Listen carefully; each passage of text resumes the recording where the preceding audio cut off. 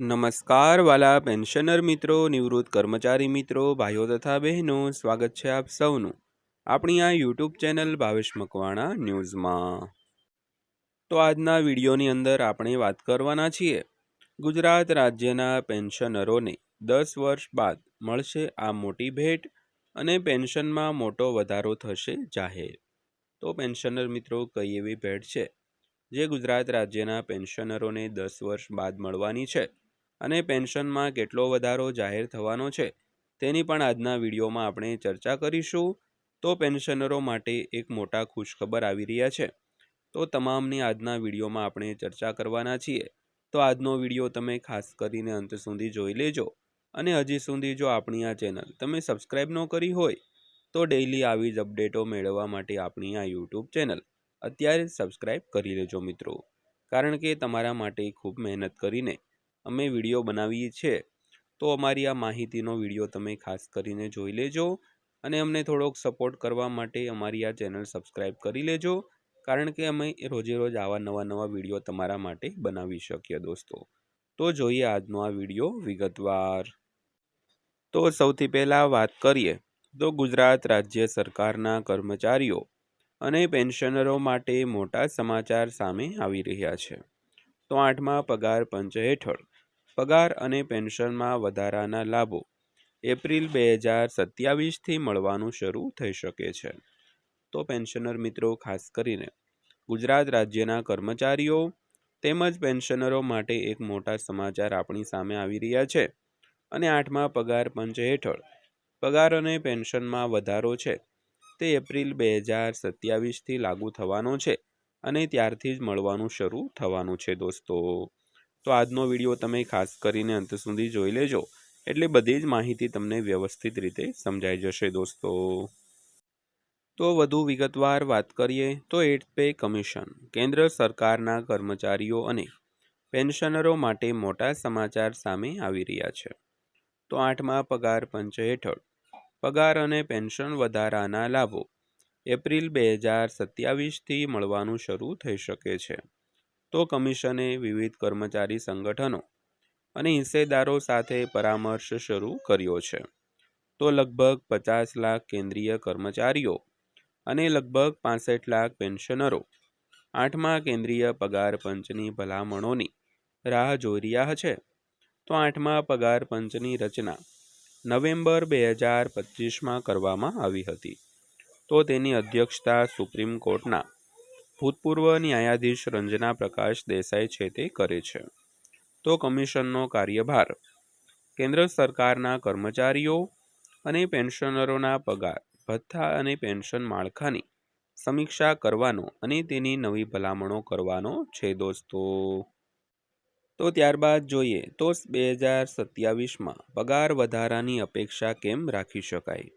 તો પગાર પંચની પ્રક્રિયા અનેક તબક્કામાં પૂર્ણ થાય છે।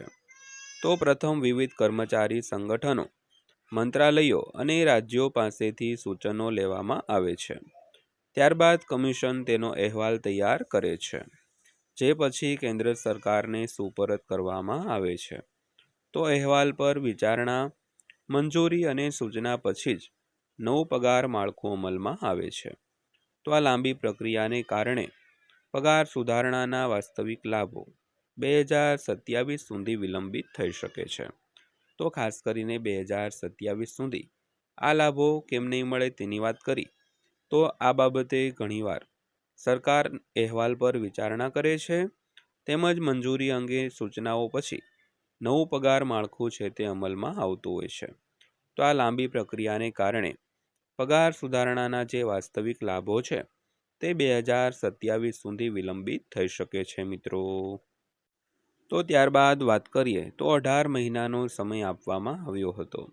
તો કેન્દ્ર સરકારે નવેમ્બર 2025માં કમિશનની સ્થાપના માટે એક જાહેરનામું બહાર પાડ્યું હતું અને તેની ભલામણો તૈયાર કરવા માટે 18 મહિનાનો સમય આપ્યો હતો।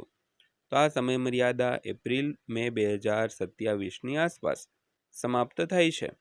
તો all India NPS employees federation અનુસાર જો આ કમિશન સમયસર અથવા થોડો વહેલો મોડો પોતાનો રિપોર્ટ રજૂ કરે તો કર્મચારીઓ અને પેન્શનરોને નવા નાણાકીય વર્ષની શરૂઆતથી એટલે કે એપ્રિલ 2027થી વધેલો પગાર અથવા પેન્શન મળવાનું શરૂ થશે મિત્રો। તો એરિયર્સ મળવાની કેટલી શક્યતા છે તેની વાત કરીએ તો જો નવા પગાર ધોરણના અમલીકરણમાં વિલંબ થાય તો પણ પગાર પંચની ભલામણો 1 જાન્યુઆરી 2026થી અસરકારક ગણી શકાય। આવી સ્થિતિમાં જો સુધારેલા પગાર 2027માં લાગુ કરવામાં આવે છે તો કર્મચારીઓને વધેલી રકમનો બાકી ભાગ એક સાથે મળી શકે છે, જે જાન્યુઆરી 2026થી લાગુ થશે। તો ખાસ કરીને 8મા પગાર પંચની જે અસરકારક તારીખ છે અમલીકરણ માટેની તે 1 જાન્યુઆરી 2026 છે। તો જ્યારે પણ 8મું પગાર પંચ લાગુ થાય અથવા તો જ્યારે પગારમાં સુધારો થાય તો ત્યારથી લઈને 1 જાન્યુઆરી 2026થી દરેક પેન્શનરો અને કર્મચારીઓને એરિયર્સ મળવાની પૂરેપૂરી શક્યતાઓ છે। તો ત્યારબાદ અંતમાં જોઈએ તો 1 કરોડથી વધુ લોકો પ્રભાવિત થશે। તો 8મા પગાર પંચના નિર્ણયોથી આશરે 50 લાખ કેન્દ્ર સરકારના કર્મચારીઓ અને 65 લાખ પેન્શનરોને અસર થશે। તો આમાં સંરક્ષણ, રેલવે અને અન્ય કેન્દ્રીય વિભાગોના કર્મચારીઓ અને નિવૃત્ત કર્મચારીઓ એટલે કે પેન્શનરોનો સમાવેશ થાય છે દોસ્તો। તો દોસ્તો આ હતી આજની માહિતી પસંદ આવી હોય, વિડીયો સારો લાગ્યો હોય તો વિડીયોને એક લાઇક કરજો અને આવા જ વિડીયો રોજે રોજ જોવા માટે આપણી આ ચેનલ સબસ્ક્રાઈબ કરી લેજો। તો ફરીવાર પાછા મળીશું એક નવા વિડીયો સાથે, નવી માહિતી સાથે। ત્યાં સુધી સૌને જય હિન્દ, વંદે માતરમ।